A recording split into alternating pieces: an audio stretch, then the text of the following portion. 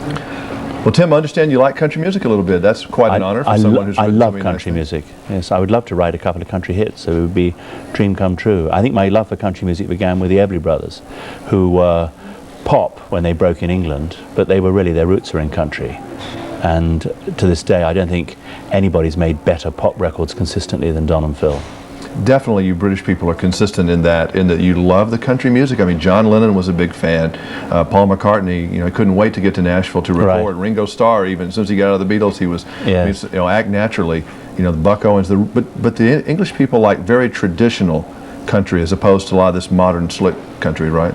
Yes, I think in the 80s, country got a bit sort of middle of the road and poppy for British tastes, but now with a lot of the new, more, I mean, it seems to me that in the 90s, the last 3 or 4 years, there's been a return to truer country values, and the sort of the great voices of the 60s like Merle Haggard and George Jones, their sound is coming back in a different way through people like Garth Brooks or Travis Tritt, Alan Jackson, all these people. I mean, they're all doing stuff that, to me, certainly seems more real country than some of the stuff a little bit before. But you still can't hear country music in England Not a lot. really, no. Radio 2 plays it a couple of times a week, and that's about it. It gets played as if it's pop. There is a country program on Radio 2 every evening, every Thursday evening. But you're right, there isn't a lot of outlet for it.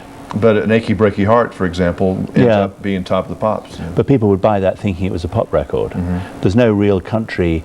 I mean, there are a few die-hard country fans, quite a lot of them indeed, but there's no real automatic big market for someone like Randy Travis or Garth Brooks or Winona Judd, people like that who sell millions of records here, zillions of records.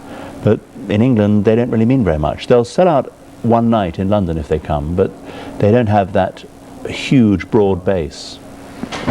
Sad to say.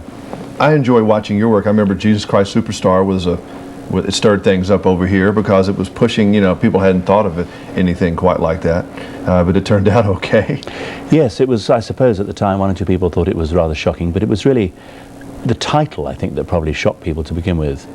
And once you got into it, anybody with any intelligence would realize that it wasn't really saying anything particularly outrageous or indeed even anything original. It was just telling an old story in a new way.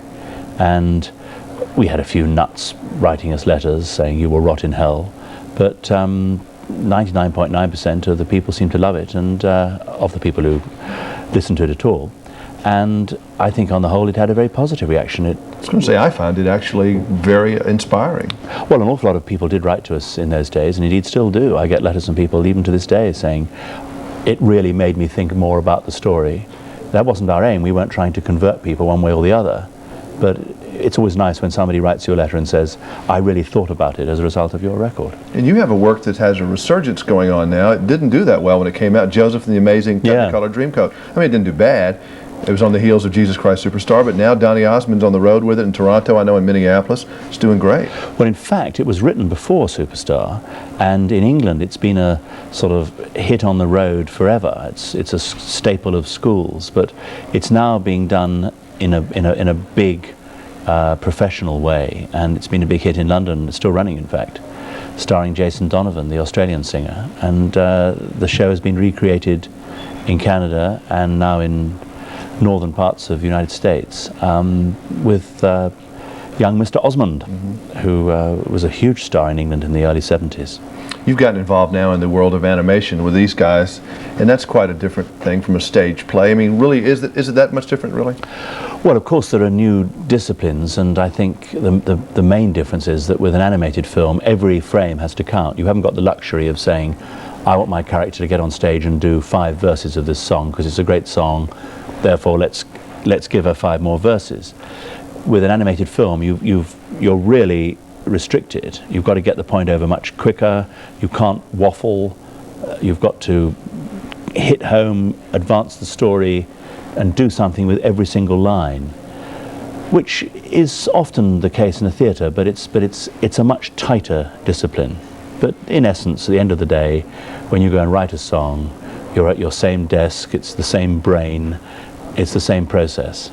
Are you an endless well, or do you ever get tapped out? Just say, I'm a blank sheet of paper today, it scares me to death. Sometimes you do find it very hard to get going on something, that is true. But by and large, the old cliche about it being 10% inspiration and 90% perspiration is true. You've got to sit down and say, by the end of today, I will have written 12 lines.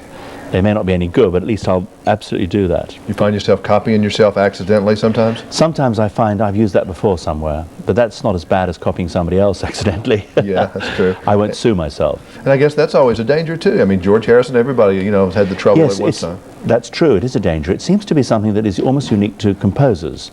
I don't recall, I'm sure it's happened, but I don't recall a major case of somebody suing somebody because of a lyric. It's always the tune. It's the third note Yes. carried too far or something. I've noticed lines of mine that have cropped up in other songs, and I'm sure I've done the same. And sometimes in lyrics I've had a deliberate tribute to a song.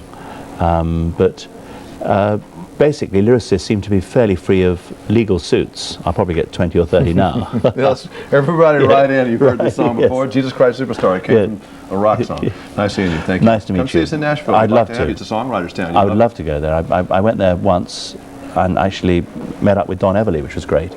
So I will come there again. I'd really like to go there.